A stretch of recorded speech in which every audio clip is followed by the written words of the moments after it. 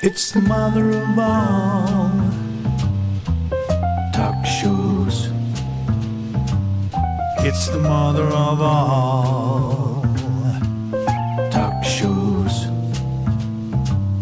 It's the mother of all talk shows. Go get 'em, George.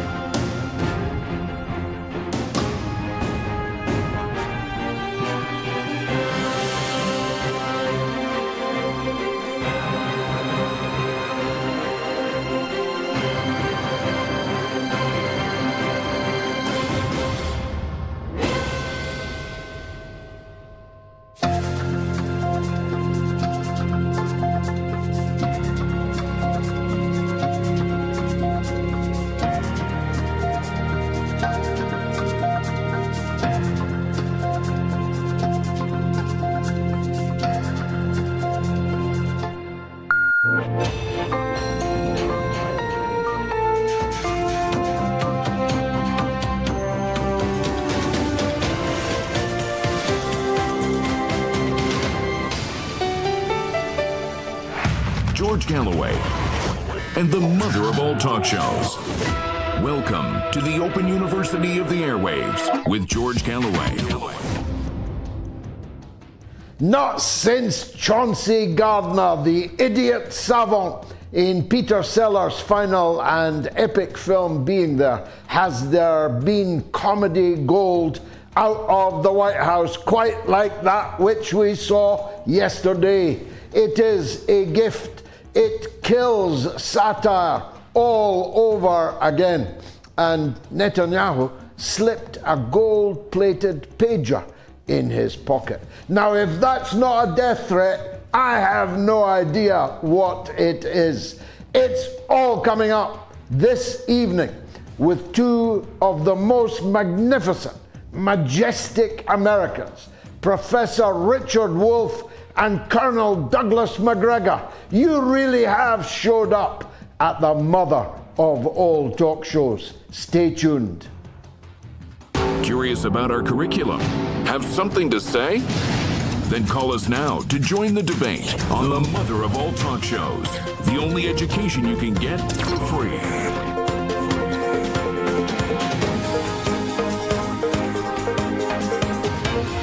George Galloway, the mother of all talk shows.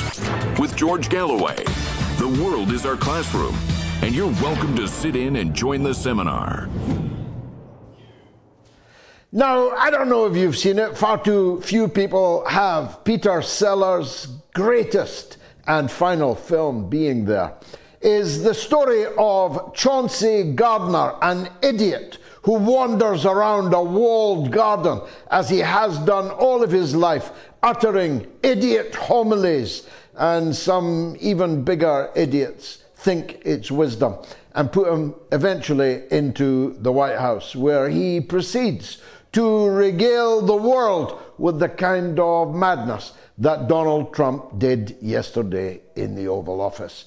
No one could quite believe their ears, including, it seems to me, though I'm open to persuasion on this, Benjamin Netanyahu, who looked at first like a man who thought he was getting a bike for his birthday, only to discover he was getting a car. And then the longer Trump went on about how America was going to take over the Gaza Strip, the more he realized that this actually may not be the terrific news that it first sounded.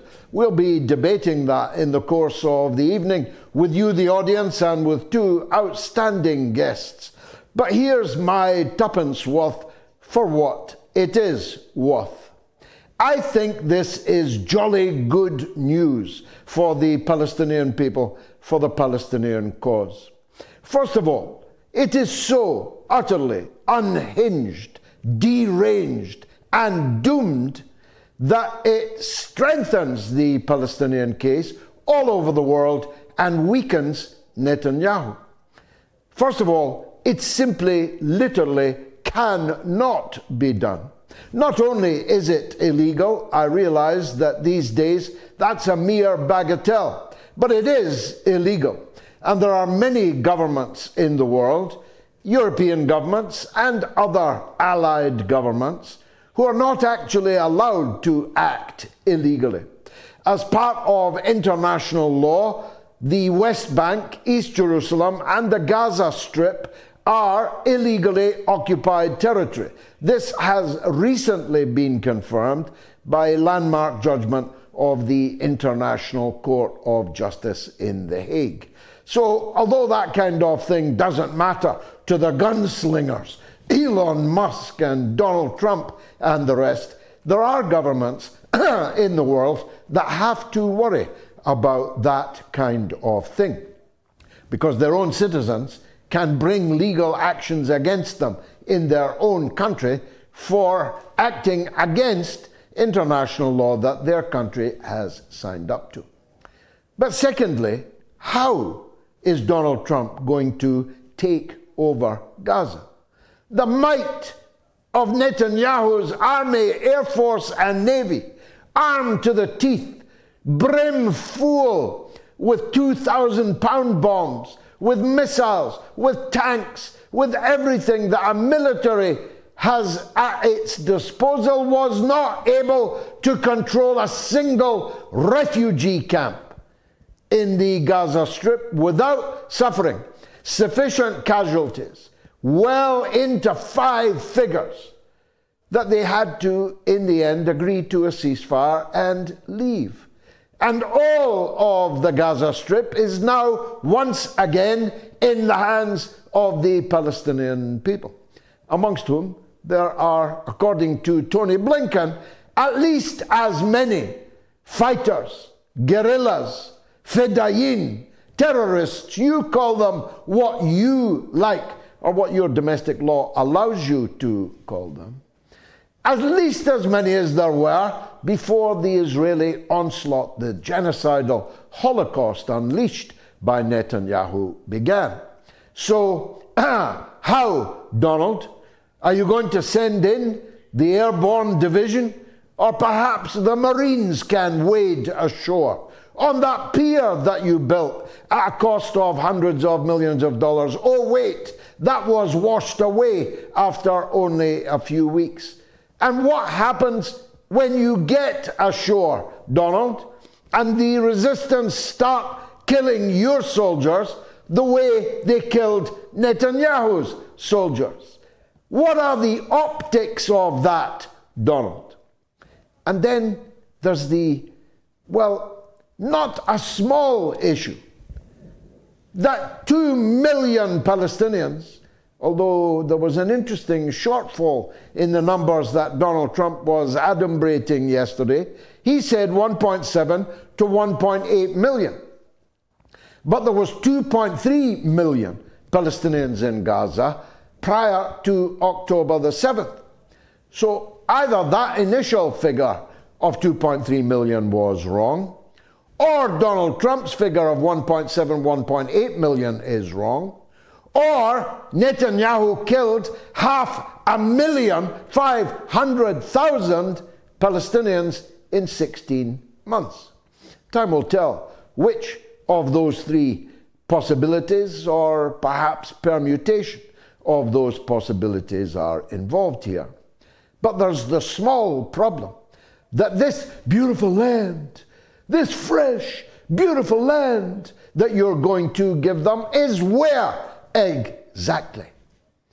Is it in the Galilee? Is it around Nazareth? Is it in the green fields of their own country of Palestine? Where are you going to put 1.8 or 2.3 or 2.1 million people, Donald? Because nobody is going to take them. Hampshire in England isn't going to take millions of Palestinian refugees. New Hampshire in the United States is not going to take millions of Palestinian refugees. Sweden, where there's a mass shooting this evening, the shooter is white, so it won't be terrorism or anything like that. Sweden isn't going to take them. Nowhere is going to take 2 million refugees. Helpfully, you named 2 Arab countries, Jordan and Egypt, where the idea of creating a beautiful land, a garden, is so fanciful. You've obviously never been there. You obviously don't know what Egypt is like, what Jordan is like, topographically, geographically, demographically, economically. You have no idea just how absurd the idea is that either Jordan or Egypt will take millions of Palestinians forcibly deported from their land. Their own public would never accept it. Their own governments would fall if they did so. An incubus of millions of Palestinians forcibly deported from Palestine into their country is merely transferring the war into their own territory, because the Palestinian resistance will not go away, you know. They'll soon be propping up in the garden. And Israel will be bombing the Palestinians. Not now in Gaza, but in Jordan or in Egypt. Are you crazy, Donald? Do you think these countries could possibly accept it?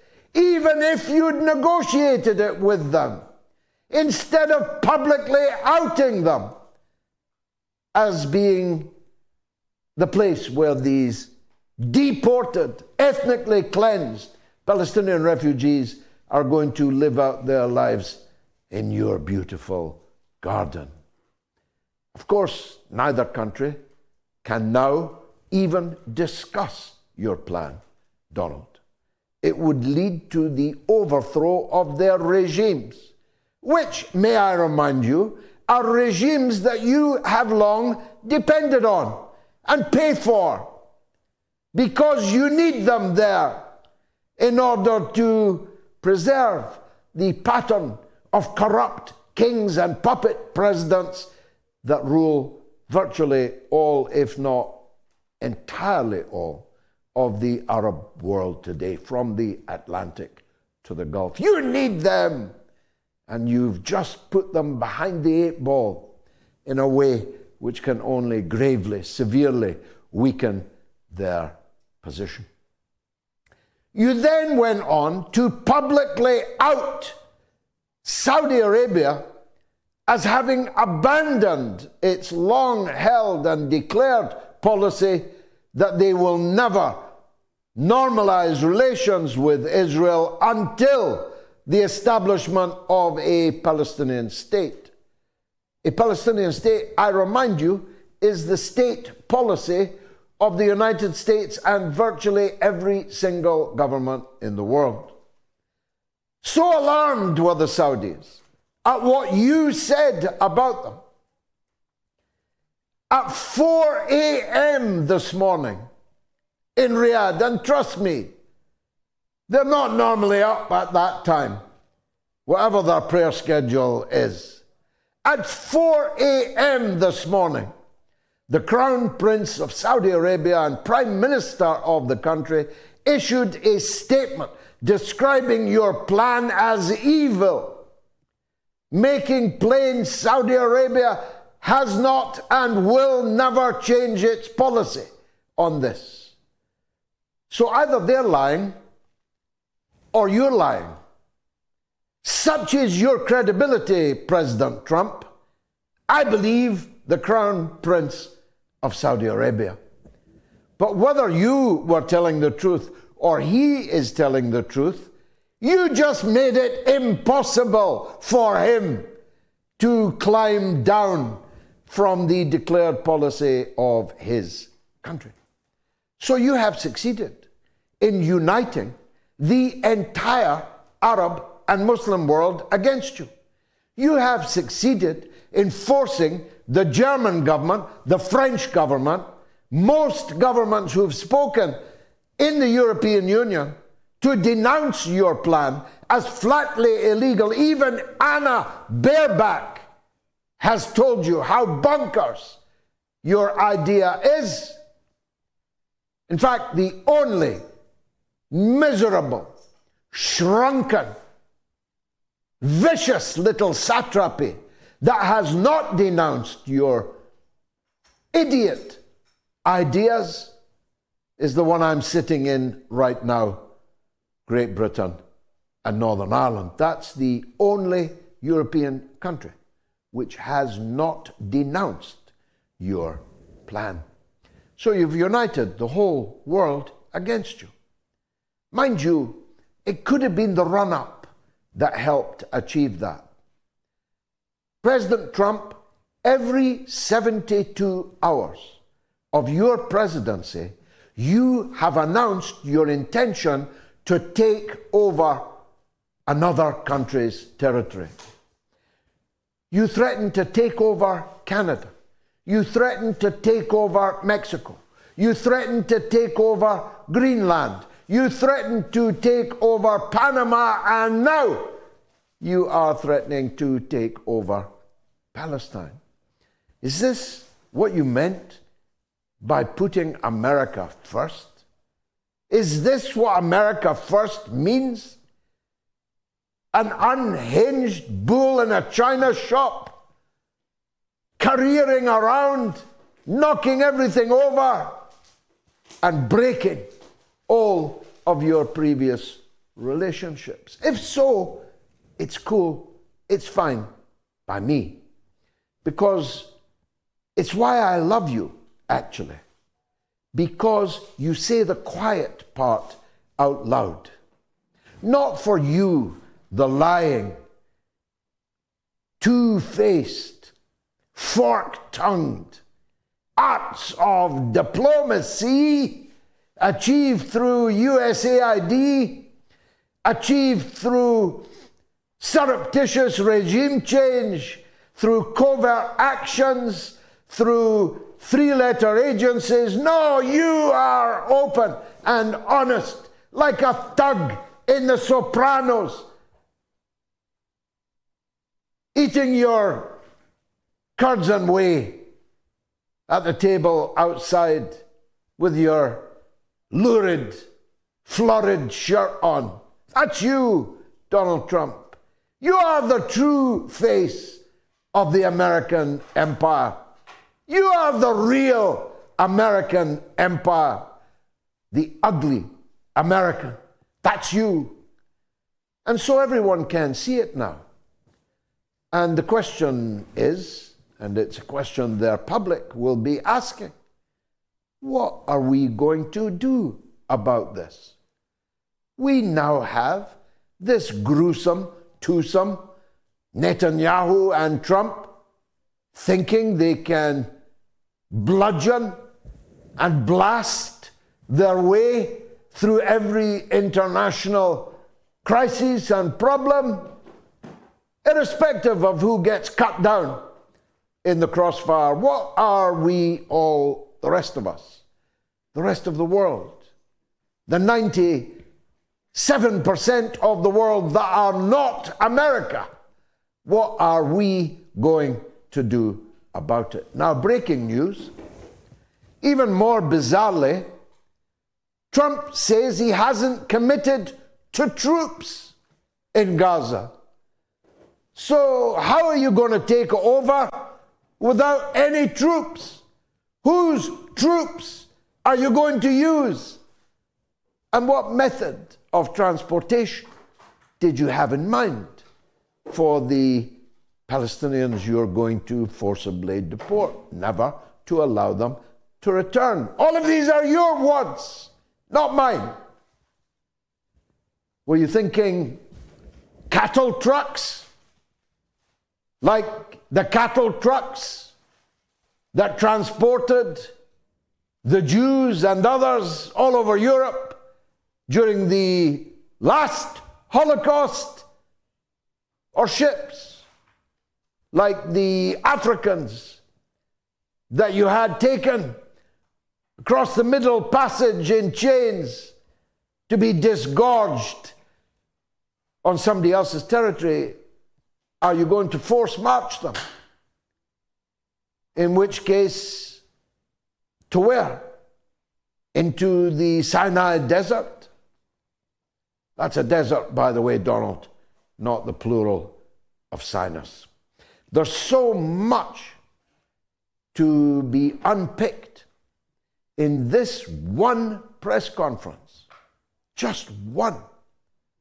It leaves me time only to mention what I alone seem to have noticed as the most sinister of gifts.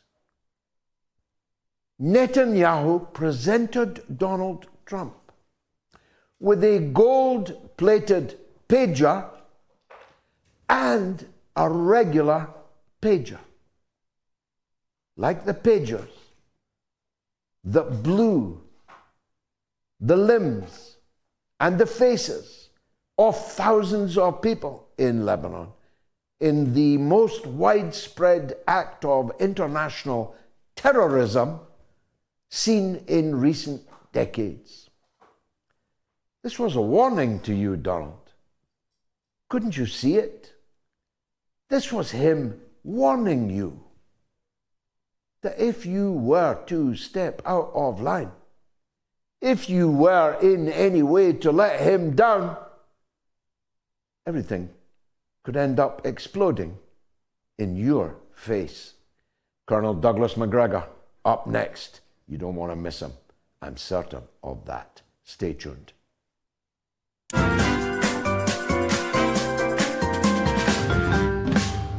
You know, and it's a very, thank you for, you know, I'm a big fan of your show, Gigi. Great debate, great. And I'm Scottish. I'm very passionate about what's happening there, you know.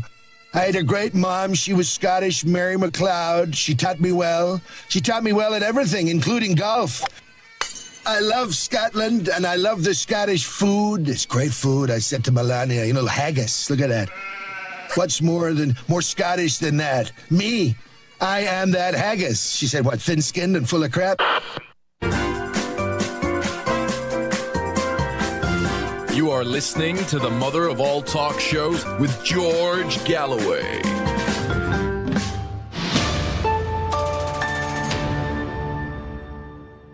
Now, like a kid that learns a new word and can't stop saying it, the word tariff has been on the lips of Donald Trump all week. Will Trump's tariffs work or backfire? You can vote work or backfire on telegramT.me/George Galloway, on X, on the YouTube community poll, or on the YouTube stream. If you want to call the show, it's toll free in the United States and Canada, +1 844 944 3344. It's free of charge in the United Kingdom and Ireland, 08081 965522, and the worldwide number is 0044203 966 2625. Colonel Douglas Macgregor, retired U.S. Army colonel, author and defense and foreign policy consultant, and the man who should be in the American government. We'd be better off if he was, joins us now on the mother of all talk shows. Colonel, welcome back.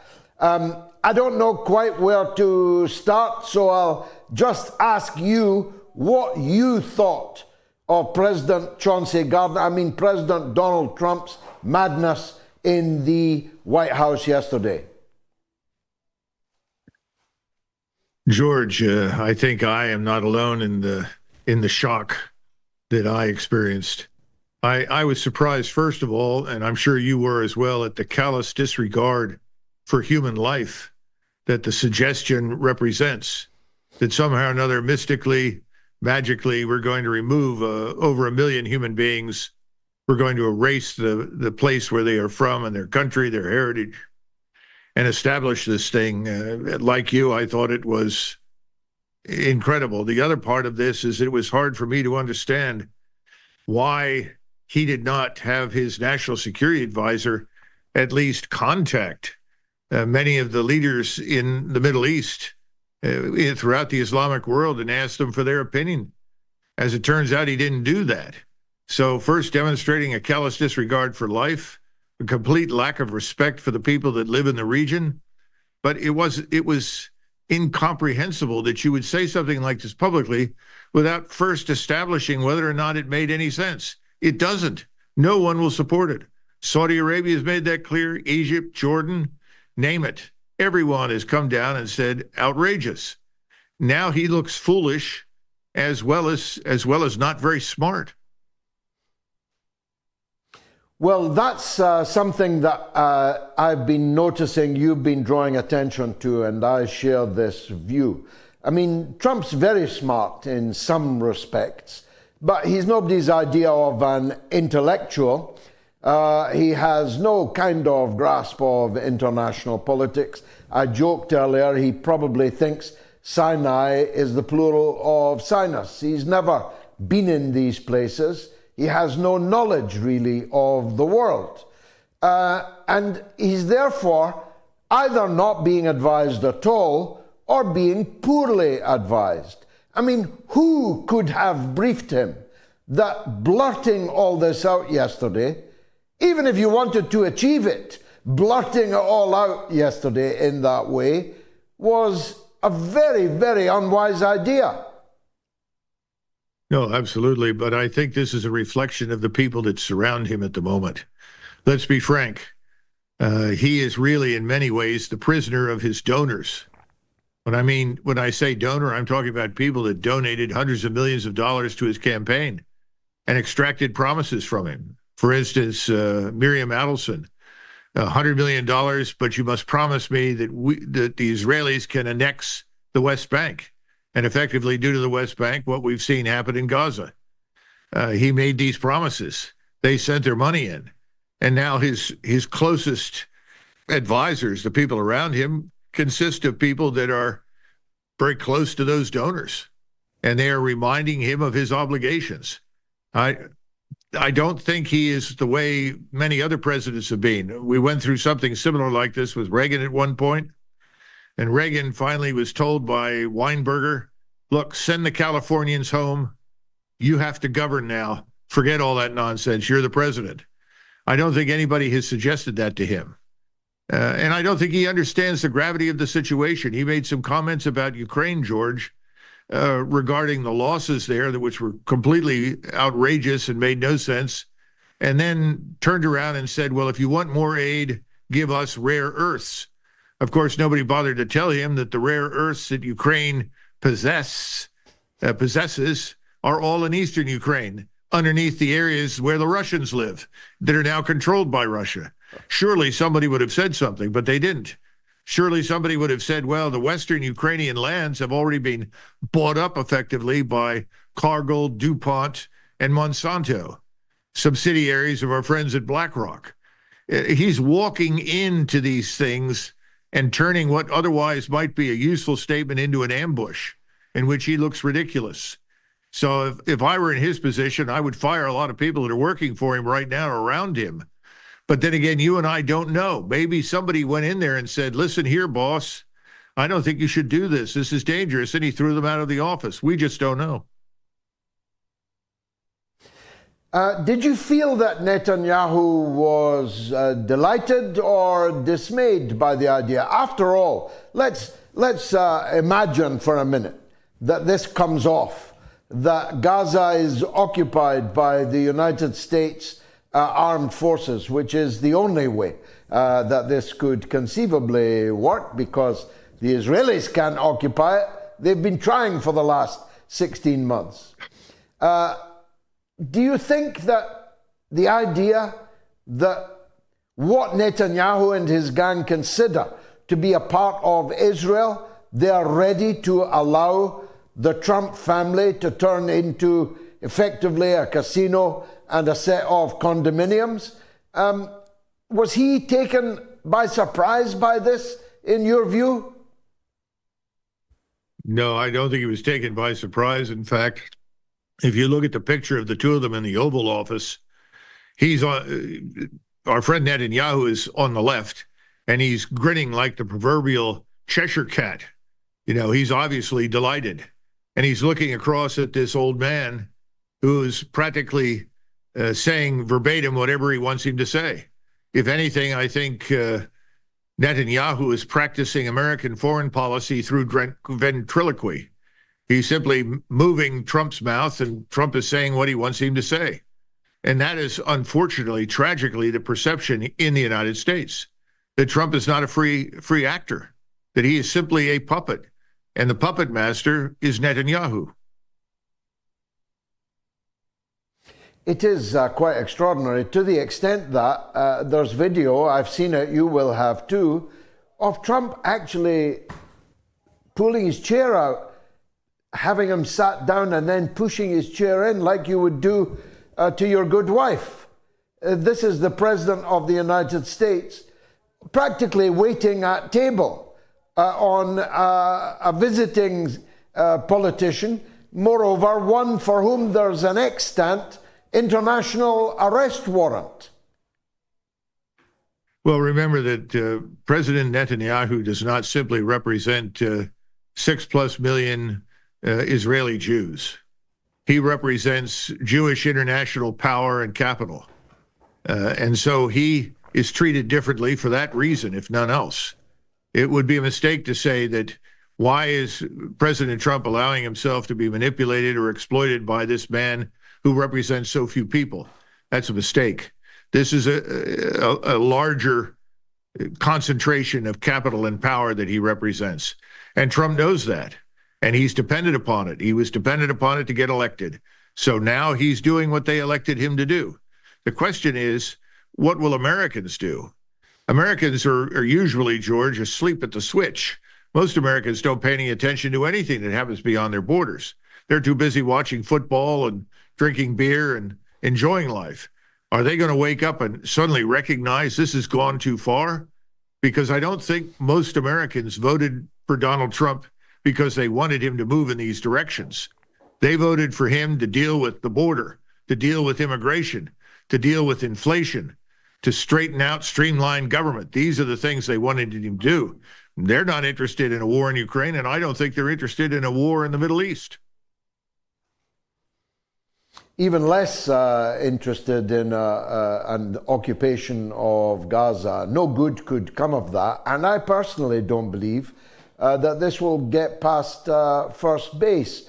It has united the whole of the Arab world. It has united all but Britain on the European continent against him.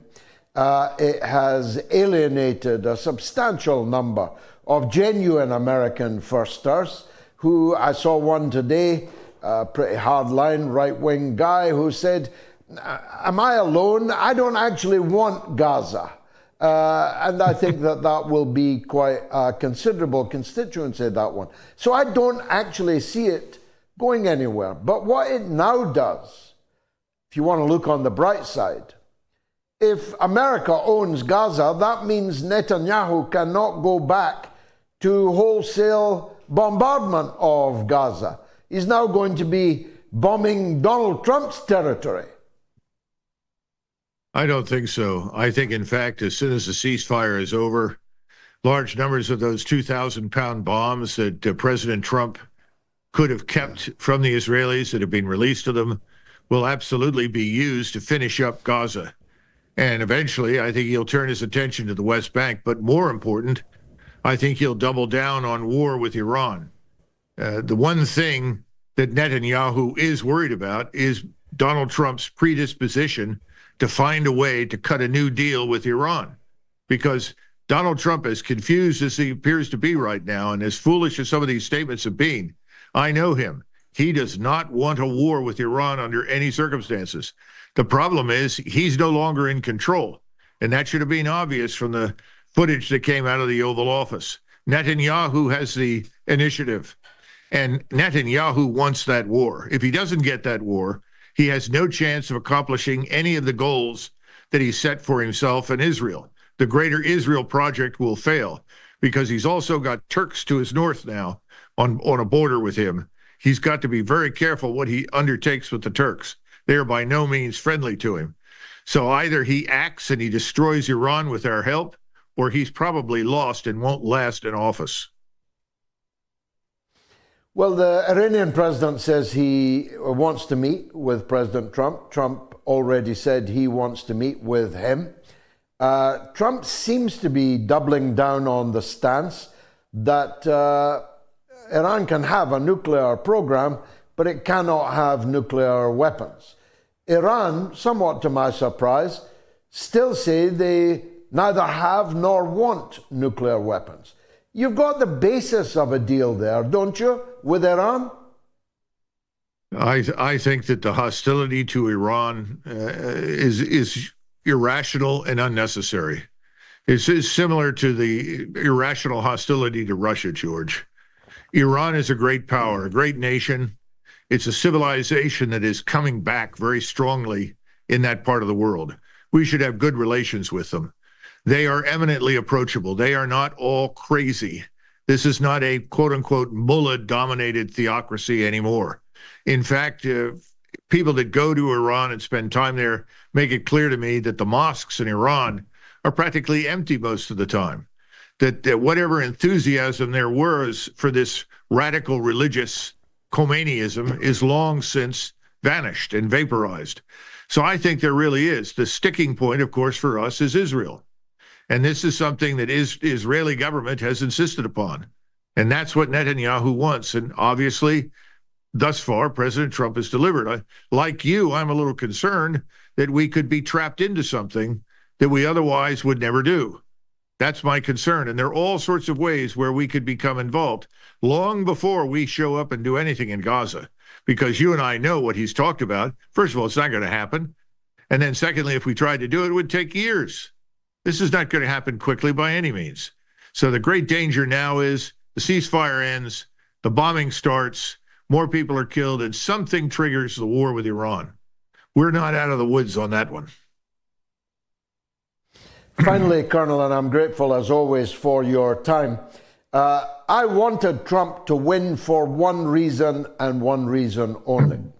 I felt that he, unlike Harris, would derail the express train headed for World War III in Ukraine.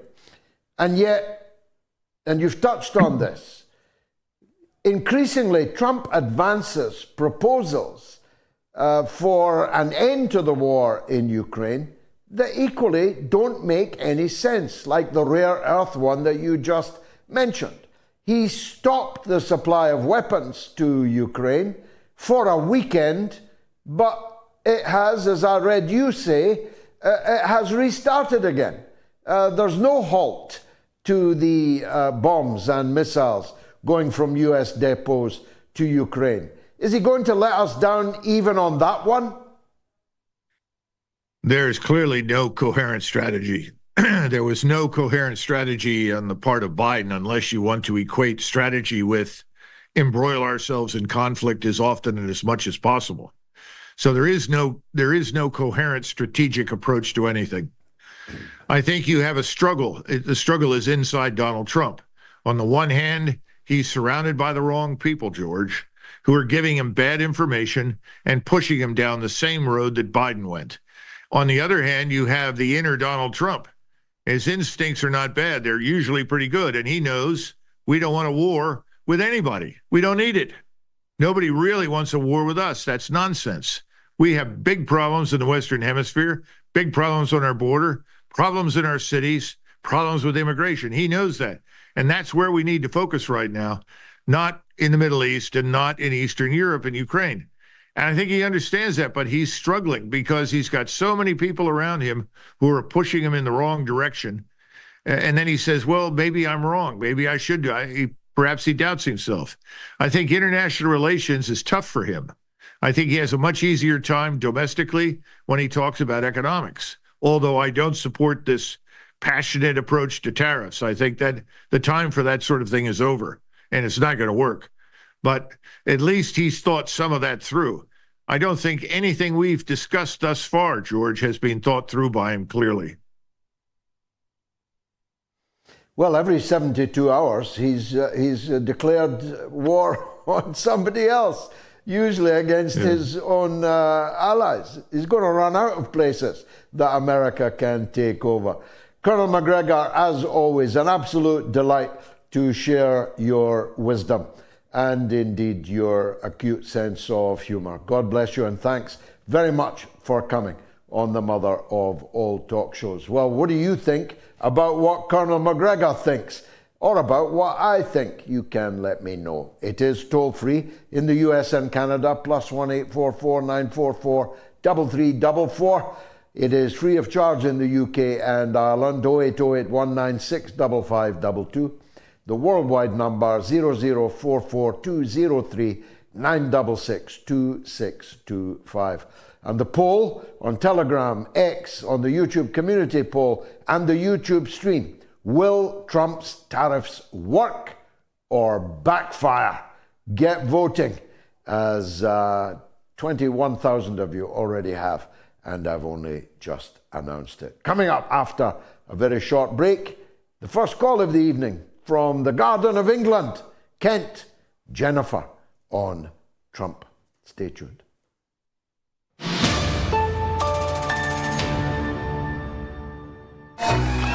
A new dawn has broken, has it not?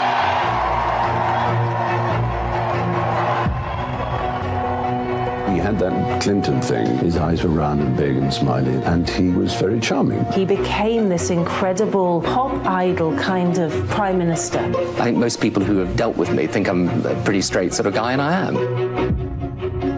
New Labour was backed by the most powerful media interests because they realised he was representing them. He was caught red-handed trading policy in return for hard cash from a businessman. America has no truer friend than Great Britain. Both Bush as well as Tony Blair are now wanting to plunge the world into a Holocaust. JP Morgan paid him off for the Iraq war. The man is a war criminal. Is Tony Blair a war criminal? In my opinion, yes. Most definitely. The pursuit of money has become the dominant theme in your life. All these relationships are, in most people's estimation, corrupt relationships. No previous Labour Prime Minister has behaved in this shameful, money-grubbing way. How do you sleep at night? You know, it's that. It's as a person.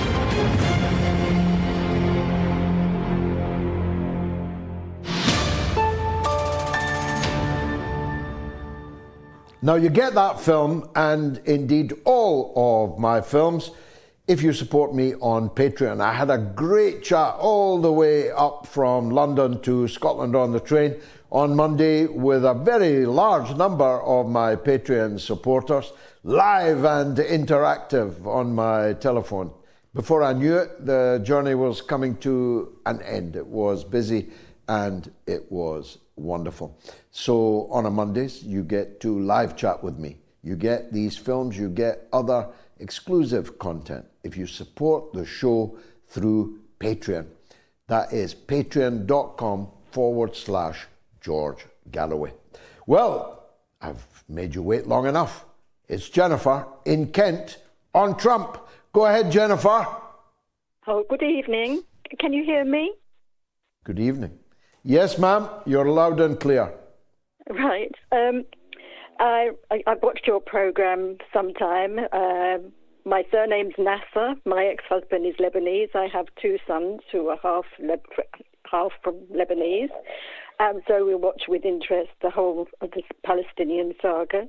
I just wanted to say that last night I watched, I don't know whether you call it podcast or something, but a Palestinian man was talking, and he had a whole different slant on this thing about Trump and taking over Gaza. He said we should thank Trump because now the whole world knows what Trump and Netanyahu are up to, and that the whole world will be against them. So in a way, and that it won't work. That's what I said, really, I would say, Jennifer, in my monologue. I think it's a good thing for us. It reveals in all its ugliness and absurdity the actual goals of Netanyahu and the man he's leading by the nose, Donald Trump. Unless you think Trump is leading him, I personally think it's Netanyahu, the evil genius, that's leading the idiot savant Donald Trump, who is actually, let me be the first to say this, and I say it with no pleasure, I'm beginning to wonder about Trump on the old senility front. I'm beginning to think that we might be in the same boat with him that we were with Joe Biden. I'm looking for explanations for what Trump did yesterday, and premature senility has obviously got to be one of the hypotheses. Last word to you, Jennifer. Yes, I totally agree with you. I totally agree with you. But as I'm only about 2 years younger than Trump, that does worry me about senility. so I just you say that, but you know, I've known people much younger than you and me who are prematurely senile, and I've known people much older than you and me. My own mother, for example, is 90 years old. But she'd give you a good argument on anything under the sun. So it's not actually entirely age-related.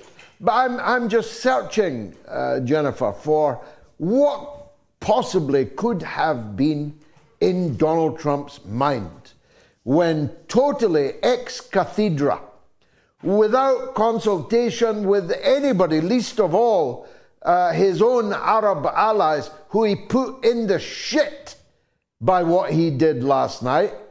Put the Saudis there, he put the Jordanians there, put the Egyptians there. I'm just searching for explanations as to why Trump would have done this. And I'm finding it hard to come up with a cogent one. And so is Colonel Douglas Macgregor, and he knows him well and wishes him well. Netanyahu's pocket, isn't he? I don't buy the pocket issue. I mean, Trump took all that money from these people, but that's already spent. You only really are beholden to somebody that you're going to want something off in the future, not the people who've already given it you. If you're an amoral guy like Donald Trump, amoral, you've already pocketed that money. It's already priced in. He doesn't need these people ever again. He can't run for office again. So why would you destroy your presidency to keep promises you made to people you no longer need anymore? Last word to you, Jen. Maybe threats of something? Maybe threat that. Like that. There's always mobile. the old... Yes. Yeah, threats, compromat, Epstein, who knows? Jennifer in Kent, the Garden of England, on Donald Trump. Will Trump's tariffs work or backfire? You can vote on Telegram, on X, on the YouTube community poll, and on the YouTube stream. It is quite an interesting result. As always on X, well, Trump does much better than he does on these other platforms. Now, if you're watching on YouTube, you can scan the QR code now and leave a comment. As Monkey Boy has, selling fast, Gaza del Boca Vista oceanfront homes, brought to you by ethnic cleansing Riviera Developments. And SC says there's a method to the madness. By saying the most outrageous ultra-Zionist fantasy out loud, they soften the people up for a slightly less fantastic version. And Karaoke Stars says, I have never heard anything so ridiculous as what Trump said. The USA will take Gaza. What a stupid thing to say. every free man in the world will come to the Gaza to ensure Gaza is Gaza. And SC says the ceasefire was just the IDF getting tired of killing babies. They needed a little respite. As Himmler himself discovered when he visited the death squads in action, genocide is not easy. And Antonio Cristoforu says the UN or its replacement must leave the stink that what is America cannot function in a tyrannical state and call itself democratic. Lance is a wise man. He's in Canada, which isn't yet the 51st state, but might yet be. Lance, what do you want to talk about? Well, okay. You and Colonel Macgregor talk about Trump's thing as being radical and whatnot, and I don't like it. I don't agree with it, and I agree with you guys in principles, except that I think that basically what they're saying is they're going to take this to the next level. They've closed down UNRWA. They've closed down USAID. They're getting the grain off the market, shutting shipping down. So I think that are other countries just going to sit around and watch everybody in Gaza starve? Because nobody has really shown any willingness to try to stop it. And I think what Trump has said is, look, this is the future, as I told you before, financial choke point for Africa. This is a future port. This is the future landing point of Europe's gas supply. Like, all the money is here. So I don't know. I haven't seen this thing where oligarchs get behind regular people and try to help them yet. People kind of have to help themselves. So I don't know. I think he's basically said it's open for business and it doesn't really matter what happens from now on in. We have to starve people. We have to, take measurements of gas chambers, whatever. I'm sad about it, but I think, sadly, you guys are wrong. Well, somebody joked earlier, what's the bomb insurance going to be on your condominium in Gaza? How are you going to insure yourself against a guy in a green bandana popping up and putting one through your heart? The idea that these millions of Palestinians, 2 millions before October 7th at least, are going to go quietly onto the cattle trucks to some as yet undisclosed, unagreed destination. And then there's the point that Colonel Macgregor made. Even if these things were to happen, they cannot happen in the 4-year term of an American president. They can't. I mean, this is a 10, 20-year project if it were to actually bear fruit. Trump will be long gone before the first condominium can be sold, or at least can be entered. Lance in Canada, as always, thank you very much indeed for your call. Now, the website is going great guns. That is MOATS.tv. If you've not visited it yet, please do me the favor of doing so in the course of this evening. And one of the most successful things of it is that people see it is the quickest and it is the commission-free way of supporting the show. And the donations in the 2 weeks exactly that the website has been up and running have been absolutely phenomenal. So thank you for being so generous this week. We've had some tremendous donations. A big hello and thanks to Thomas Kala, Devayoti Sarkar, Leon Nurozi, and Tony Quinn in particular. Thank you and God bless you. So check out the new website, MOATS.tv. You can watch the show live there. You can watch clips. Who knows, that may in the end be the only place where you can watch the show. But above all, for me, because I desperately need your help, it's got an improved donation feature that you can click. You can make a donation, either one-off or recurring, in any currency you like. Let's take a call from North Wales, where Charlie wants to talk about Trump. Go ahead, Charlie. Good evening, George, and thank you for taking my call. I think, like most people, I'm just waiting for my eyebrows to come down from my very high receding hairline over the Trump statement. But you used my favourite word, unhinged. He is absolutely unhinged. But I wanted to touch on a point you raised on your Sunday show about Netanyahu's flight to Washington, to Andrews Air Force Base. Yes. I followed his trip back in July. It's a repurposed, Zion Wing is a repurposed 767, which used to be belong to Qantas Airlines. It's been repurposed, and it cannot fly to the US in one hit, fully laden. Back in July, it had to actually take all his security staff and his hangers-on in one flight. And it had to come all the way back to take him, his wife, and a small entourage on the second flight. It always seems to pass over Greece, Italy, goes up the spine of Italy, and then out along the breadth of France. I mean, it's nautical. It can travel 5,940 miles without refueling, but the actual distance to Andrews Air Force Base is 5,904 miles. So it begs the question, did he actually come down at some point to refuel? That would be a question I'd ask Jeremy Corbyn to ask in Parliament, because he has asked about the flights out of Cyprus over these last 16 months and the use of British air bases. We all know that the rendition flights the US use Prestwick Airport in Scotland for their refueling from Afghanistan to Guantanamo Bay.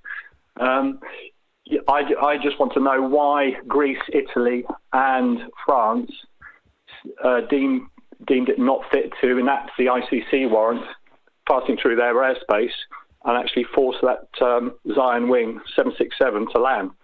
They've got some pretty powerful jet fighters. They could have forced it down.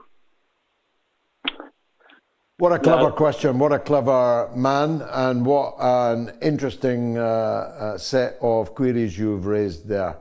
If he were to have touched down, like Elvis, in Prestwick Airport, or for that matter in Shannon, in Dublin, there would be an almighty scandal in either of those countries. Both of these airports have been used for illegal extraordinary rendition flights, black flights that weren't on the manifest and were the transportation of people to be tortured in other people's countries, other people's dungeons.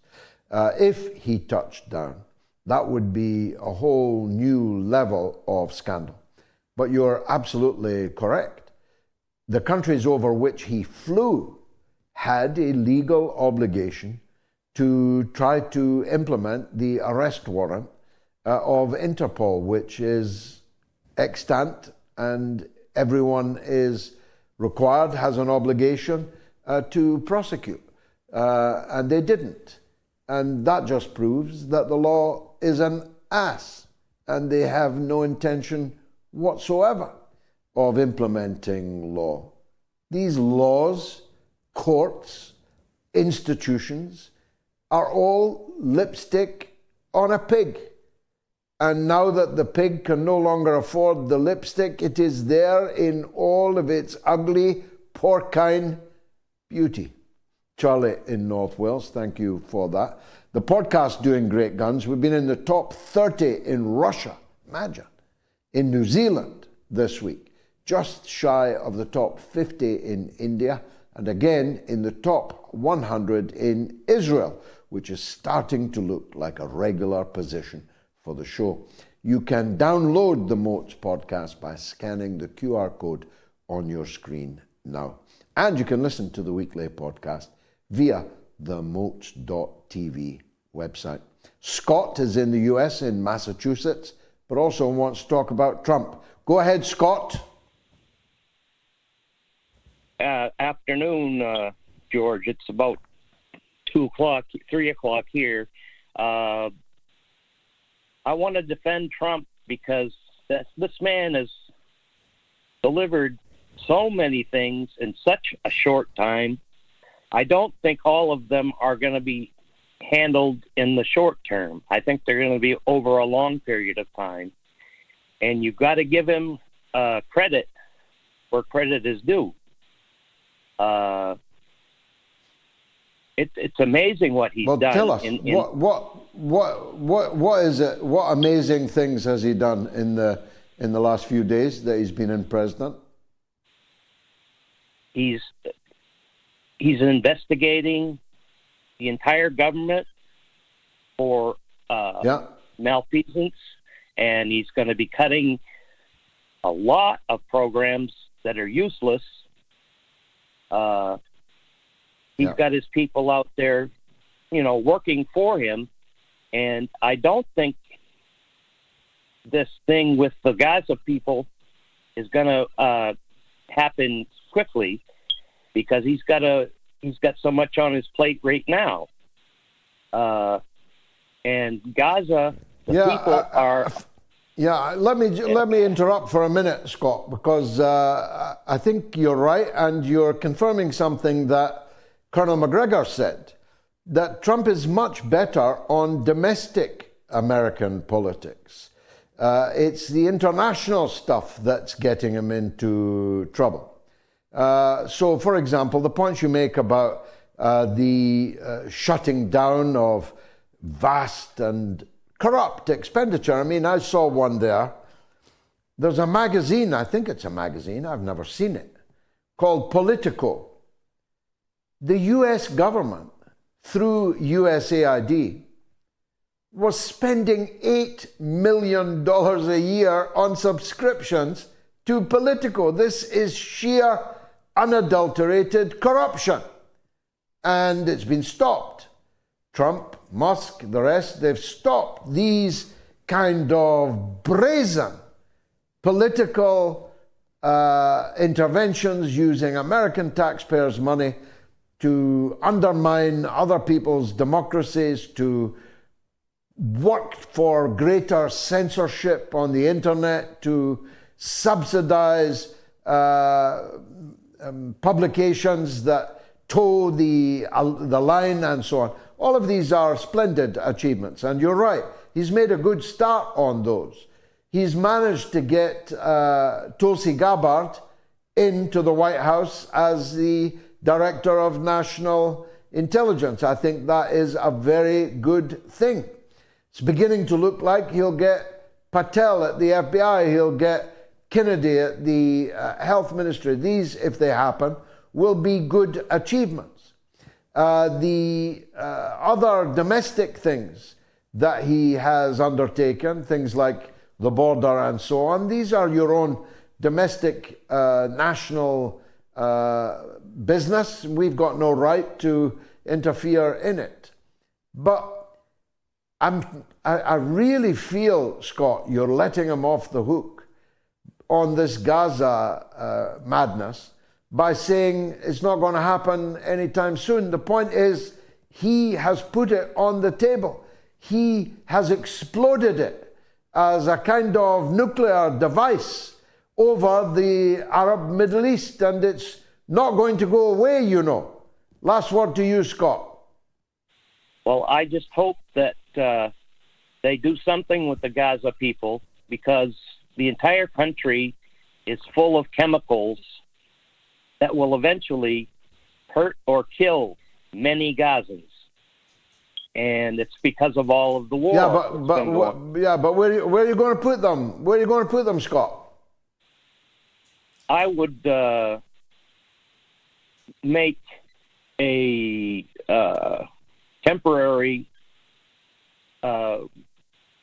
deal with Jordan, because Jordan is mostly Palestinians, and keep them there, or some of them there, until the land is made safe again, because I wouldn't want to be living in that land right now. No, it's very dangerous. Well, of course, they've... it's been even more dangerous the last 16 months, thanks to Joe Biden and Tony Blinken. But no Palestinian is going to go anywhere on the promise that it's only temporary, because there's 10 million Palestinian refugees around the world who thought that they were leaving their homes temporarily, if you get my drift. Now, coming up after a very short break is the eminent Professor Emeritus Richard Wolff, president of economics, founder of Democracy at Work, and host of Economic Update, author of Understanding Socialism. Professor Wolff coming up right after this.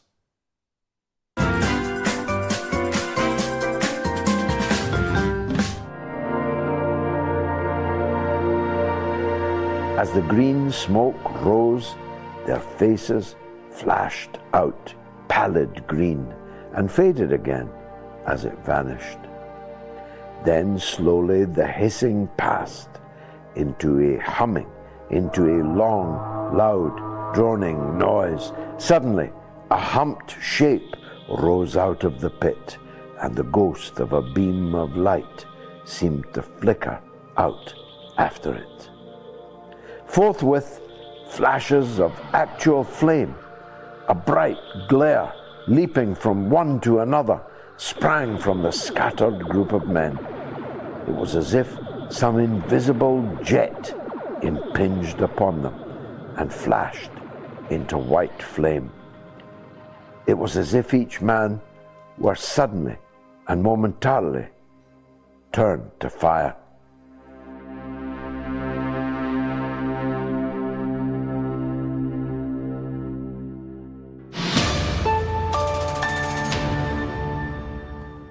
Will Trump's tariffs work or backfire? Vote now on Telegram, on X, on the YouTube community poll, and on the YouTube stream.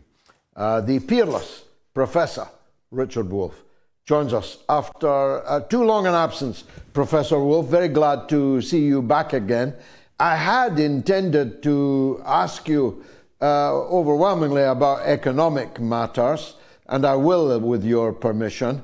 But I can't resist asking you what you were thinking when you saw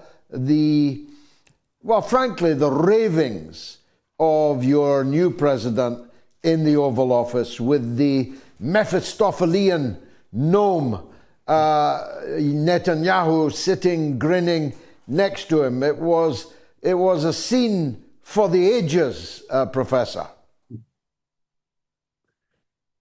Well, I'd be glad to tell you my reactions, and I'm glad to be back speaking with you, George. I admire your work, and it's an honor to be a small part of it. Thank you. The Palestinian people have shown the world over the last year and a half that despite an unspeakable onslaught of military destruction, maiming, killing, that has led much of the world to use the word genocide over and over again to describe it.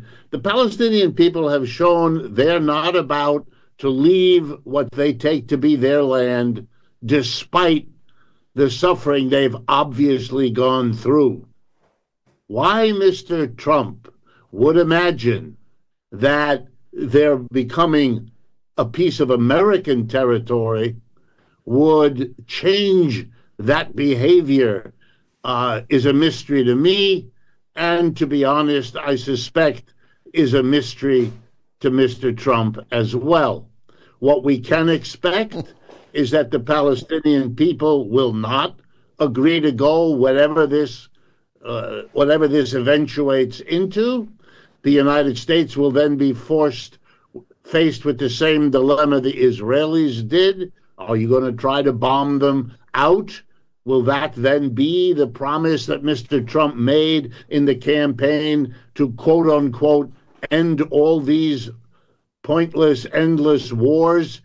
He's already bombed Somalia within the first weeks of his administration. This will be another long, drawn-out war, causing the United States to be looked on in the Arab and Muslim world even more than it already is, as equivalent to and complicit with Israel. This is very strange, except in one dimension. Everything Mr. Trump has ever done has been to disrupt the normal way that governments work, that politics here in the United States works, that the Republican Party works. It's all disrupt and be different. stay in the limelight, stay on the evening news, come up with something so different, so bizarre, so extreme, so much the things that polite people don't say, that you garner the attention. That is what is going on here.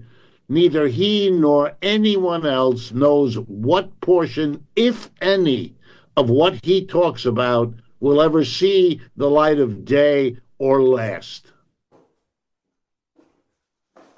Well, let's hope this is one of those crackpot ideas like some he had in his first term that never goes any further, although the consequences of it are already reverberating across the Arab and Muslim world and across America's allies, satrapies, you might call them, in Europe. Perhaps we'll come back to them in a minute. But the poll question we are asking this evening, will Trump's tariffs work or backfire? Will they, Professor, work or backfire?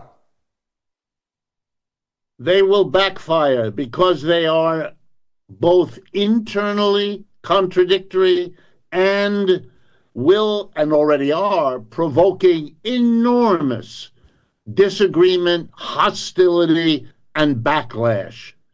Mr. Trump won the election by 1.5% of the popular vote. One of the reasons he has to talk about a mandate all the time is because he doesn't have one, and the election didn't give him one. He cannot afford to lose 1 or 2 or 3% of the vote, because if he does, he loses, and the support for him vanishes. He has now been attacked by 6 major business associations, the Wall Street Journal particularly attacking his tariff program as unwanted, dangerous, and so forth and so on. Whatever else helped him win, one of the key factors everyone agrees is that there was anger in the population over the inflation that the country suffered in 2021, 2022, and 2023. It set the stage for his claim that he could magically stop the inflation, just as he could magically end the war in Gaza or in Ukraine or anywhere else. You know, the grandiose gesture and all of that. But here's the reality. One of the few things that tariff imposition usually does is raise the prices inside the country that chooses to impose tariffs on the imports that it draws from elsewhere. The United States is a more globally engaged, import-dependent economy now than it has ever been in its entire history since it stopped being a colony of Great Britain. Okay, so we depend on all kinds of things, and above all, from Canada, from Mexico, and from China, who together are the 3 major trading partners of the United States. By the way, not Europe. So it's very important to understand that if he were to impose across-the-board tariffs, even if he were just to continue with the tariffs on Mexico and Canada, and please note how quickly those had to be undone with an effort to control the damage of even proposing them that it caused him. Please do not be fooled by the notion that anything here has to do with limiting fentanyl flowing drugs into the country or some other. These are excuses made to suggest that a policy error of gigantic proportions had to be quickly undone. And here he is pretending there was something he gained. Mexican troops have always tried to stop the drug trade in Mexico. They have a 75-year history of failing to do that. And we don't need a border with Canada, obviously, because no drugs of any importance come through there. This is silly. This is the desperate effort of the Public Relations Department not to admit that the whole tariff idea, and you can see it from the first administration he had, people should understand most economic policy that the president undertakes, he has to get the approval of Congress. He has to get a lot of work has to be done if he's going to have any chance of getting it through, with one exception. Some years ago, the Congress, at a time when we were not interested in or discussing tariffs, gave the president extraordinary authority on his own to apply tariffs. When Mr. Trump became president, he discovered that he can't do very much. Most presidents discover that. But that he has one tool. And even though it may not help him, it can put him in the middle of the story because he has the authority. He can do it. He can explain it to the people, and nobody else can do it. He can do it all by himself. He doesn't need approval. So he attacked China, and he will just on and on and on. This is theater. It's political theater. Look how active I am. Look how powerful I am. When he made a mistake in the first year in his first administration, he kept saying, I'm going to hit the Chinese with a tariff. I'm going to make the Chinese pay a bigger tariff. He had to have it explained to him, and it took a year, that a tariff is paid by the importing country to its own government, and the victims of the tariff, number one against China, is not China. It's the United States. An undergraduate with 2 weeks of economics education in an international trade course knows that. The literature on tariffs is huge because they have been used by one country or another for at least 300 or 400 years. But he didn't understand even the most basic idea, or if he did, then he slid over into having to embellish his theatrics by pretending that the tariff will hit the other country. Here's the irony. No matter what happens, Mr. Trump has given the world a lesson. Do not rely on trade with the United States. It can be taken from you. It can be abused at the drop of a hat, or to be more precise, at the drop of a wrinkle in American domestic politics, which can lead to such a person functioning in such a way, being in such a powerful position. And any CEO with a brain is going to try to diversify away from dependence on the United States, to reduce relying on an export market here or providing imports to the United States. It's too risky. And the risk factor, which all economics involves, has just become much, much worse. And if the rest of the United States allows him to continue, it will get very, very bad for the United States. This is short-term, political gain-driven theater at an immense long-term cost to the United States. It's a perfect segue into the BRICS currency issue.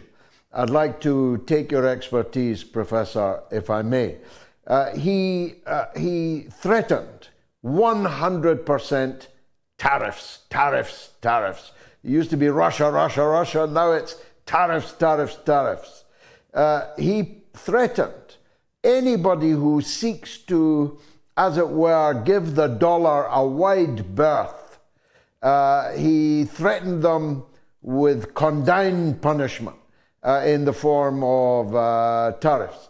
Now, on one level, you know, if the Sopranos came along and threatened me in that way, I might, for an hour or two, contemplate my options. But my underlying determination would be to get out from under these sopranos, because these people will always come back for more. That's the likely feeling throughout the BRICS now, isn't it? Absolutely. Let me give you an example. One of the leading countries, one of the founders of the BRICS is Brazil. And Brazil is a leader and has a dynamic leader now who is an advocate for the BRICS and so on, Mr. Lula. And Brazil is also the source of a lot of the coffee that Americans wake up each day and drink. Imagine 100% tariff on coffee. That would mean that the drink most Americans start with every day, which is coffee with some sugar put in it. Both coffee and sugar are imports. The United States does not produce a significant quantity of either. A little bit of coffee in Hawaii, a little bit of sugar in Louisiana, and so on. But the latte, as we call that here in the United States, that people in America begin with, would double in price overnight. You want to see Mr. Trump ridden out of town metaphorically on a rail? Then do that. That would be the most dramatic transformation of his support into opposition that I could imagine. Now, let me give you another example to drive it home. We have a product in the world, an important product, the electric automobile, the electric car, and the electric truck, that is produced in China by the BYD Corporation. B as in boy, Y as in yellow, D as in dog. They have come out of the competition of the last 15 years where every car company is trying to make the transition from fossil fuel to electricity as its source of energy. The best job, the competitive winner, is the BYD Corporation. By the way, not the Tesla Corporation, the BYD. The current tariff in the United States imposed on electric vehicles from China is 100%. It's been that way now for half a year. Mr. Trump put 25% on in his first term, and Mr. Biden raised it to 100%. And that's what it is right now. That means that if you buy an electric vehicle, which is the best quality at the lowest price from China, you will get the best quality, but you'll pay double the price. You'll pay the price the Chinese charge, let's say $10,000, but you have to give an equivalent to Uncle Sam, 100%, another $10,000. So for an American, this optimum truck or car electric will cost, here we go, double what the competitors of America, those companies in Asia, Africa, Latin America, or for that matter, Europe, they don't have to do that. It's a competitive disadvantage for every American company relative to its foreign competitors. That's going to hurt those companies. Many of them are going to shrink or disappear. Jobs in America producing are going to disappear because the Americans get... This is ridiculous. This is shooting yourself in the economic foot for a temporary vote gain, you hope, from looking like you're a big tough guy. The Chinese simply turn to the rest of the world and market their car quite successfully. They are now one of the biggest automobile... For us, George, we are watching a theater of agitational politics with no concept of what's going on, doing its theatric best to hold the public attention. And that, I have to admit, at least after 3 weeks, they are still doing. What do we call this, Professor? You and I are socialists. Other people are capitalists. What do we call this kind of economics being practiced by Trump and indeed by Biden before him?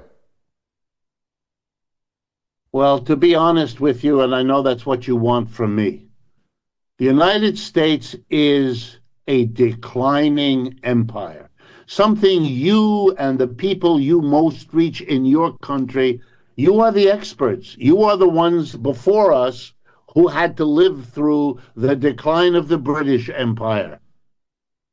All right, you are at what I assume is the end of that process, or nearly. We are much earlier in that process. Our peak is literally in this century. So it's, 20 years old, if that. So it hasn't sunk in yet. Our political leaders, and let me give you an example. In the election between Mr. Trump and Kamala Harris, neither one of them ever could come near to saying what I just said. We are living through the end of an empire. A rational society would sit down and say, okay, that's what's happening. It shouldn't really surprise us since it's happened to every other empire of which there is a record. So let's sit down and let's be different. Let's face what that means. Let's see what lies ahead of us, and let's engage the rest of the world in some way to make the decline of this empire less traumatic than it might become, given that we have nuclear weapons and given the way the world looks. I would also add my own opinion that American capitalism, partly because the empire is shrinking, is also facing more and more difficulties. For example, an uninterrupted 40 years of redistributing wealth from the bottom and the middle to a tiny group of people at the top, two of whom are billionaires who run this government, Mr. Trump and Mr. Musk. Okay, this is a sign itself. So that my answer to your question is, we're a little bit out of control because we are using theatrics and gestures, and they are desperate because they can't admit or face what the problem is, a declining system in a declining empire, which is a heavy load and a heavy burden, but they can't admit it. We treat that whole issue in this country as denial. Our politicians act as if we were the United States of 1970 or 1980, or maybe even the 1990s, a unipolar world where we can imagine ourselves without an enemy, without a threat, without a child. All of that's gone. But yet they can't face it. Look, as better than most, they decided that they could defeat Russia in Ukraine, that between their money and their weapons, they could do it. When they learned already within weeks that the Russian military was what they should have known it was, but didn't. And so they realized, since they can't use nuclear weapons, since then it's over, that they could only use economics. So they said, great.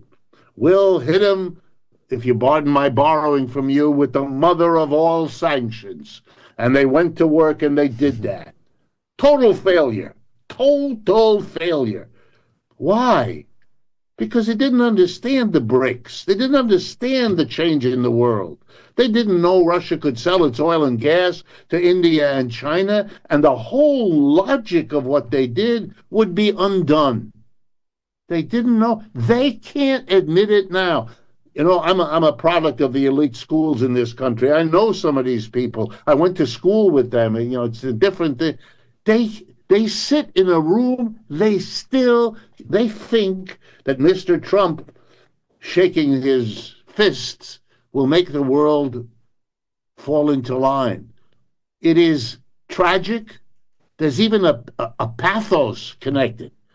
The whole world is being held hostage to the theater of desperados busy denying what is falling apart all around them. For me, that's the best way to understand what's happening. A masterclass, as always, Professor Richard Wolff, Professor of Economics, founder of Democracy at Work and host of Economic Update, and author of Understanding Socialism, an outstanding work indeed. Thank you, Professor, for that interview that will travel far and live long, I believe. So let's take a quick break, then it's your calls, all the way up to Gayatri's social media roundup. Stay tuned.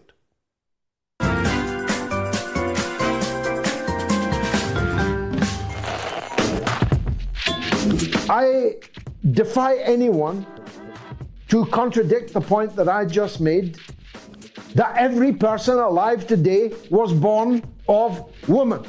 So why would we say that the people in the labor wards, in the maternity units, are people who are giving birth? Why can't we say women? Why can't we say mothers? Why can't we say women who are breastfeeding, mothers who are breastfeeding? Why do we need to say people who are chest feeding?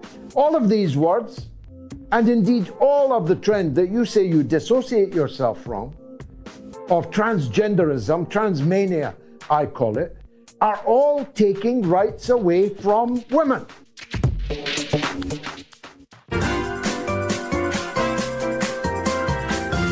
You are listening to the mother of all talk shows with George Galloway.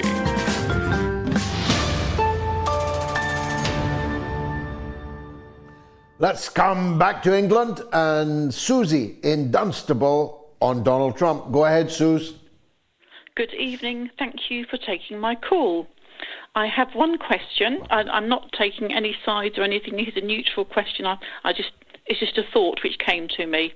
My question is Donald Trump's Gaza suggestion merely a charade?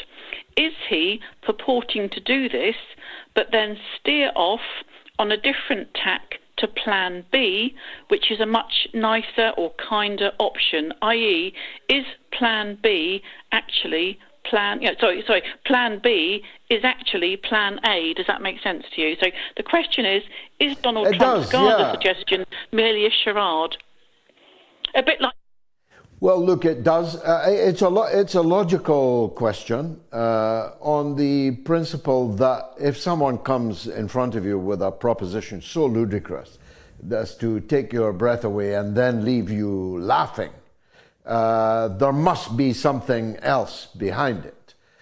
But that's not a wise approach when dealing with Donald Trump, in my experience, because he has the capability of believing and attempting the unimplementable, the intolerable, the unacceptable, and the totally, wholly impractical.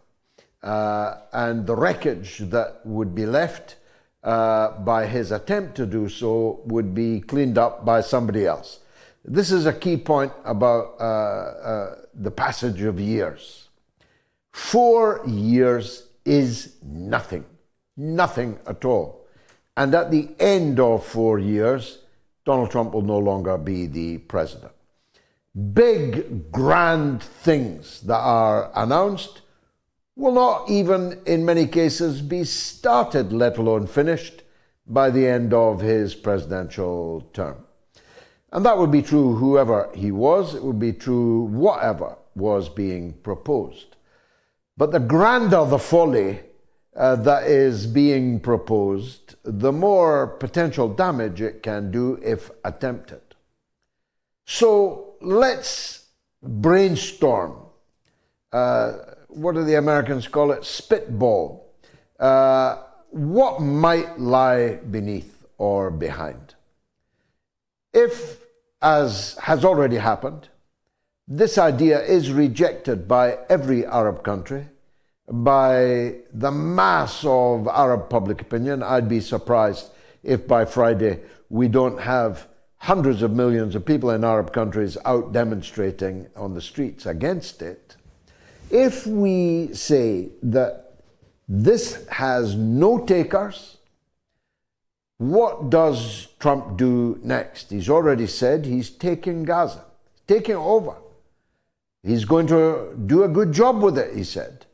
He's going to completely clear it, going to demolish all the unexploded ordnance, going to clean up all the poison, all the toxic.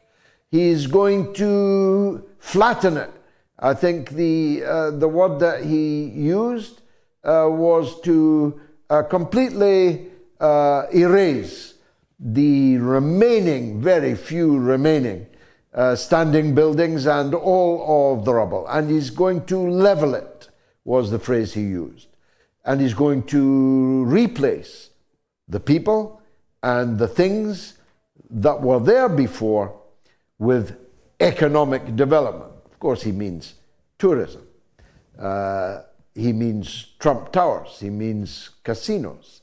He means leisure facilities. He means very high-end Mediterranean beachfront condominium development, which he says will produce thousands of jobs for the people of the area. But who are the people of the area he's talking about? Well, clearly not the Palestinians, because he has stated, not implied, stated that all of them will have to leave. And why would they want to come back, is the way that he put it. So there'll be no Palestinians in the Gaza Strip. There'll be no trace left of their society, their civilization. It will be completely leveled and will become a playground for rich Americans who want to have second homes, want to have holidays in Gaza. But that presupposes, of course, a multiple of things. First of all, it requires the Palestinians to agree to leave or be slaughtered in their millions, which surely is not a possibility in 2025, although based on the last 16 months, I perhaps shouldn't predict that point so easily. Either they agree to leave or they are physically annihilated, in which case who's going to buy a condominium built on the skulls and the bones of an entire people who were annihilated? And what will the bomb insurance be? What will the insurance against terrorist attack, retaliation from the people whose families you have annihilated? What will the cost of all that be? So I myself think that this will go nowhere, and I have no idea how Trump's going to explain that. And I have no idea how he is going to explain if Netanyahu starts the genocide again. But one thing I'm clear about is the world population, already highly aroused against Israeli crimes, will now be far more occupied, agitated, motivated against those crimes, and may make it impossible for at least the European allies of Israel to continue business as usual. Susie, thanks for your hypothesis. It's always correct to think outside the box, to think laterally, and you just did. Some comments. Clint says Trump has done nothing for the North Carolina hurricane victims, but saying those very same victims will be paying for resorts in Gaza. And Basingstoke Steve says the only country that can still stand up for Palestine is Iran. And David Alistair says America, UK and Israel need to be isolated. We are tired of you people. You will never change. And Tim Kangaroo says the quiet part out loud. So true. Trump says out loud and in public what Biden and Harris whispered behind closed doors. And Aman Aziz Siddiqui says, why doesn't Trump offer nationality to all Israelis and carve out a promised land for them in either Greenland or Canada? Let's take a call from London on a quite different subject, but an important one. It's from Hoz in London on local council elections. This, Hoz, is a red letter day of sorts. For the first time since the Second World War, at least, British government has cancelled elections. What would you like to say about it? George, what I want to say is that 5.7 million people have just had a deficit in democracy applied to them because this Labour government is running scared because their numbers are in the bin. They know that everyone's going to go and get their lunch. And so what they've done is they've contrived between themselves and other people, just like they've done in Romania, just like they're trying to do in Germany, to disenfranchise citizens that would most probably want to have a vote that would get rid of the ruling government, that would get rid of the ruling party. And what they've done is just, 350 councillors are going to stay an extra year, which they shouldn't. 9 counties, 9 councils, Sussex, East Sussex, West Sussex, Thurrock, Isle of Wight, I don't know, there's 9 of them are just been told, you have to wait. And also on top of that, if they're able to get away with what they're going to do now, this year, what's to stop them doing exactly the same thing in May 26 when we've got an even larger tranche of council seats? I just don't understand how they think they can get away with it, with this, we're redrawing boundaries. What boundaries do you need to redraw? All you're doing is causing people who are already sick and tired of not having any kind of say in what's going on, being told basically that, you're not going to get a vote. And my say is, remember what the Americans did. No representation, no taxation. Don't pay your bills. If that's what you guys are not going to let them vote, why should you pay council tax? Well, I think that's a demand that will grow. I see some people already saying that they will not be paying their council tax for the next 12 months because you've cancelled the elections to the authority that levies the council tax. And as you say, no taxation without representation. That may very well be a poll tax type movement that grows in the country. Hoz in London, thanks for that. Tomorrow night, we've got No to NATO, No to War. Can Australia be saved? Presented this week by the Aussie Cossack with guests John Wilson and Warren Thornton. Tomorrow night, 9 p.m. London time. That's tomorrow night, Thursday, 9 p.m. London time. Can Australia be saved? Be interesting, actually. Moshir is in Jerusalem on Trump. Moshir, welcome. Good evening, George. Good evening. What's your thoughts on Donald Trump's idea? So we know that Donald Trump, he is extemporaneous speaker. But what I noticed yesterday, he was reading from paper, which is look like bill for declaration, a new one, which has been written from people and told him what to say.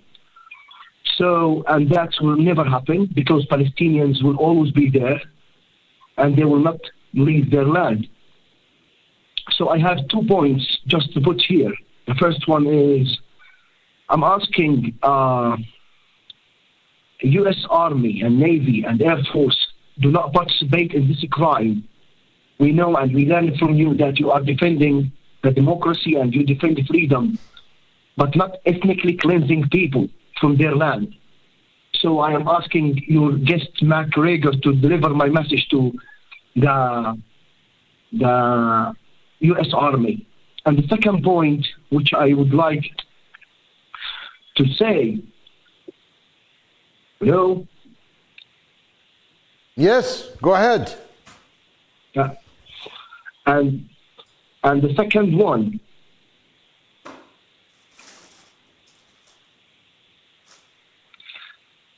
Moshir, keep going. Yeah. Hello? Yeah, you're on the air, my friend. Keep going. Your second point is? The second point is, if you really want to take over Gaza, don't only take over Gaza. Take over West Bank and Gaza and protect Palestinian people from the occupation. So that's the second point. Take over West Bank and Gaza Strip and defend Palestinian people from occupation, Israeli occupation, and live people on their land and help them to make their independent state. Thank you, George, for having me. Thank you very much. Yeah, you're welcome, and you better move on from wherever you're calling me. Salahuddin Street, maybe, the Damascus Gate, the old city of Jerusalem, the holy places. You brought back so many memories for me when I saw you were calling from occupied Jerusalem. But the reality is the United States government is interested in the territory, not the people. The people are an inconvenient reality that they wish to erase, preferably voluntarily, by bribery or by threat, to get the people to get on the buses, get on the cattle trucks and leave. But what I know about the Palestinian people, and what anyone who has watched the last 16 months knows, is that the Palestinians would rather die on their own land than to leave it. For they have seen so many of their family members and native neighbors, native Jerusalemites, West Bankers, people from the Green Line, the 1948 Israel-Palestine, being driven out into exile and refugee status forever, and 3 generations now. There are people living in camps in Lebanon now whose great-grandparents still have the key to their houses in Haifa, their houses in Jaffa, their houses in Netanya. They have land, orchards, beachfront properties there. They still own them. They have the deeds. They have the keys, but they and their children and their children and their children now are living lives of desperation in refugee camps in Lebanon and elsewhere. So the Palestinians know that. They know that if they agree to go, they will never be allowed to come back, and that they will have severed the umbilical cord that ties all Palestinians to their land. And so my estimation, and I never lost out by overestimating the Palestinians. They continue to demonstrate just how special a people they are. My estimation is that they will never agree to leave. And as you cannot, even this American government cannot be involved in the mass murder of 2 million people, that we are in a stalemate here. And the obvious and best way out of the stalemate is to actually implement the policy, the laws that you all already agreed to and signed. You all are committed to a so-called 2-state solution. Every government in the world is committed to it. So where is it? If you're looking for a thinking outside the box, how about that one? How about actually doing what you already signed up to do? But of course, to do that, you need to have the guts. You'd need to have the minerals to stand up to Netanyahu and his gang of Hasbara thugs in social media, in the mainstream media, who will make your life as difficult as possible if you do. But there's no easy walk to freedom. And there's no easy walk to being on the side of freedom. I was talking about all this on Have It Out with Galloway, which went out last night. Hope you've watched it. If you want to be on the next show, here is how you do it. Watch this.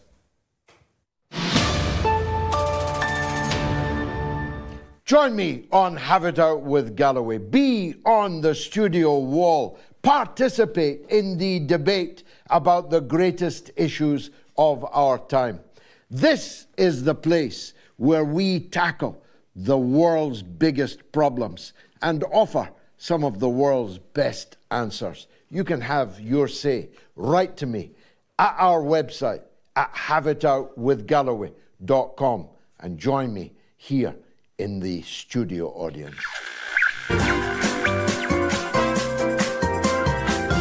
You are listening to the mother of all talk shows with George Galloway.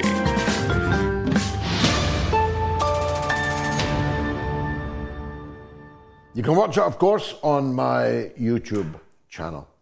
Let's take at least one last call before Gayatri does the social media review. It is from Sweden. Senad in Sweden on Palestine. Go ahead, Senad. Hey, good evening, Mr. George. I'm calling from Örebro, Sweden. Yeah, you know what happened last day. Yeah, you know what happened yesterday in Örebro. There was like 4 kilometers from my home. Are 10 people now dead? Last account is 11 and 2 police officers. 2 police officers got killed. Who? I'm very sorry to hear all of that. How? What do we know about the killer and his motives? He's a native Swede. You know, they said he's a loner, and you know, this is just a propaganda. You know, they don't want to say anything else. They're asking people to give any, you know, videos or whatever they can, you know, make up the story. But, you know, mood is really, really tense. It's tense because right now, because the 2 police officers died, they change everything. Change everything because people now, they're not safe, even regular Swedes. I am foreigner. I'm born and raised from Bosnia. I moved to the States, then I moved back to Europe. And all the things that were happening in the world already happened in 1930s and 1940s. The world, Germany got influenced by Zionists, and the Germans, they decided it's enough. It will happen same in the United States. Regular Americans, they fed up with inflation, but they just don't have a voice to speak out. But they will speak out. They will speak out, and they don't like what's going on. Because they're dragged in the wars, they don't need it. Inflation is going up. I have a brother, he lives in Portland, Oregon, pipe fitter, making decent money, really good money. But they can catch up.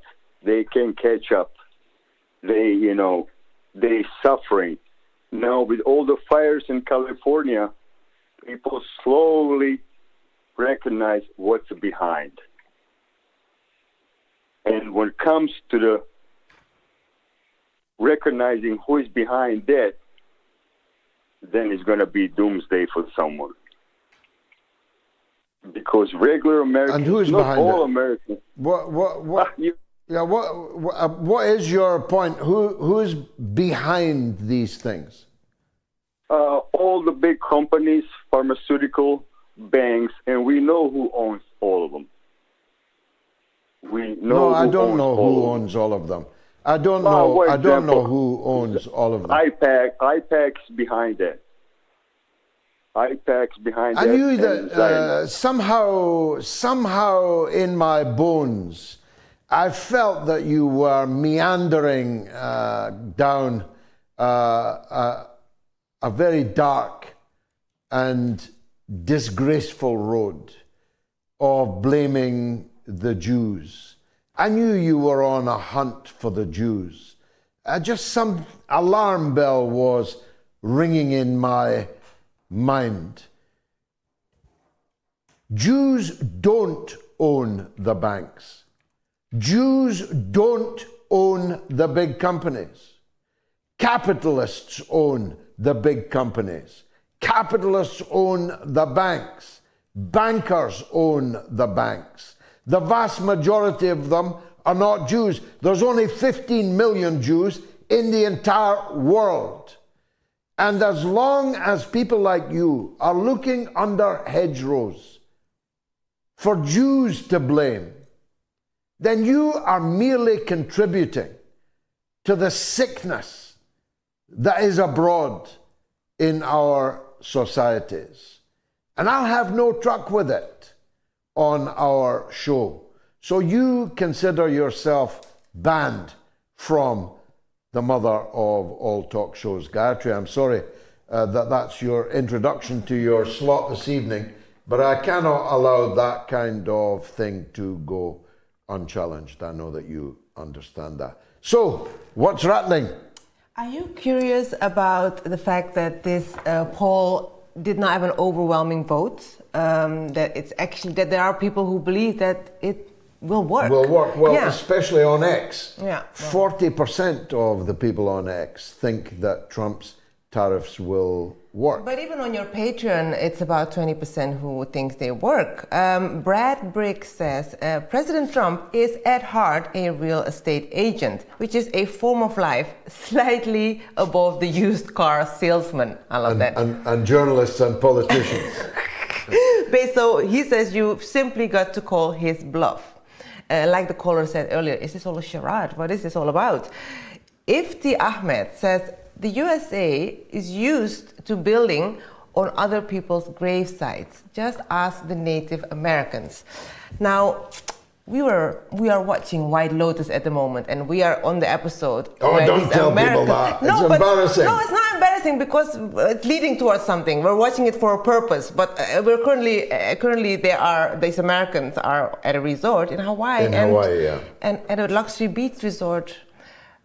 Built on the graves of the actual Hawaiians. Natives. Yeah.